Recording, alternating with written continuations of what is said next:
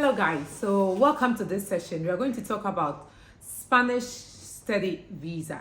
Okay, we are going to look at the documents, and these documents I'm holding is from the Spanish embassy in Ghana, the checklist. Okay, so if you live somewhere apart from Ghana, Nigeria, Gambia, South Africa, please check with them. But I know there is similarities. Okay, there are similarities, so check with them just to confirm that is it the same as that, or luckily maybe you're omitted from something. Okay, so this is the general overview for me. All right, what I have here. All right, so the first thing they're asking for is your passport, and then the passport needs to be valid for at least 12 months. Okay, but if not, get a new passport. Okay, if you don't have a passport, you're not ready to travel. So that's the first step. You need a passport. The next thing is a recent colored photograph. Okay, so a passport picture. Okay, so that everyone can get. Now, original, okay, and a photocopy of your birth certificate. Now, original or a photocopy of your birth certificate. Now, the next thing it says that original and photocopy of qualifications obtained in Ghana/Togo. Okay, so you have WAEC, first degree certificates, master's certificates. Okay, those are the things they say. WAEC, first degree certificates, master's certificate. And it says that take into account that if applicants go for a master's degree, they only need to submit their first degree. It's very simple. So if I'm going for a PhD, I'll submit just my master's. If I'm going for a bachelor's degree, I'll submit just my WATC. If I'm going for a master's degree, I'll submit just my bachelor's certificate.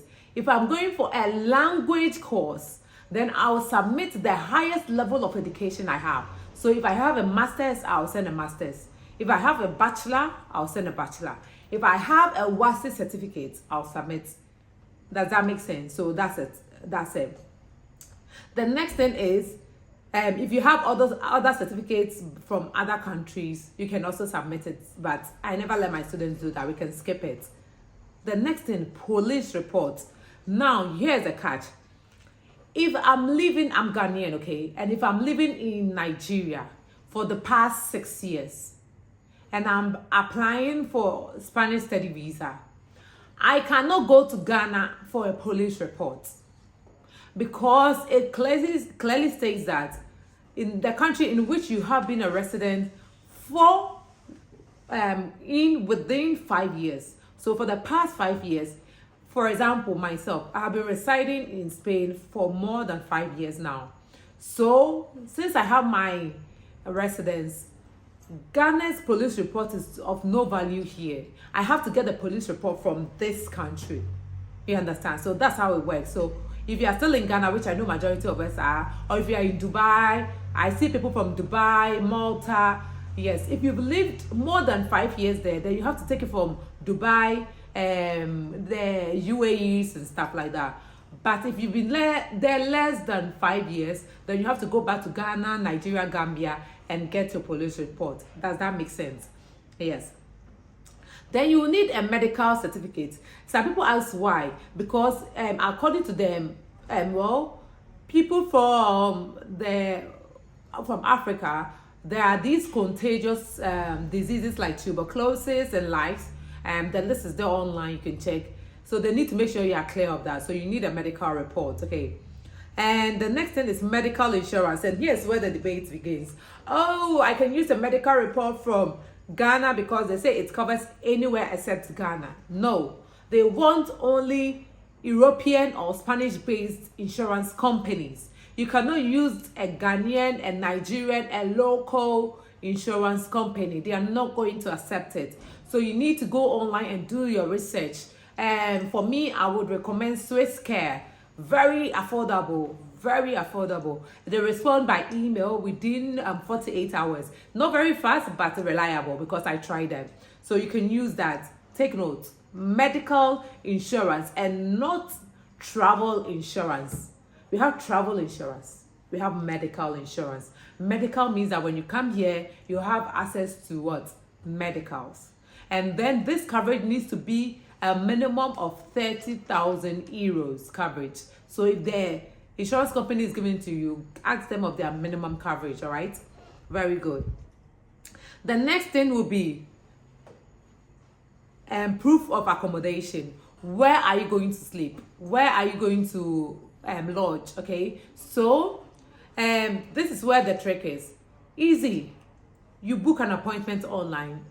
We have your school may have some agencies they work with, they can book it for you. Remember, sometimes they charge agency fees plus the accommodation and the reservation. So what you can do is, the hack I give you is go to booking.com, book a hostel for 30 days, choose free cancellations, and then book it. And once you've submitted it, just wait a while. When your cancellation is nearing, you can just cancel it, okay? And then you can save yourself some money. All right, so that you need the proof of accommodation.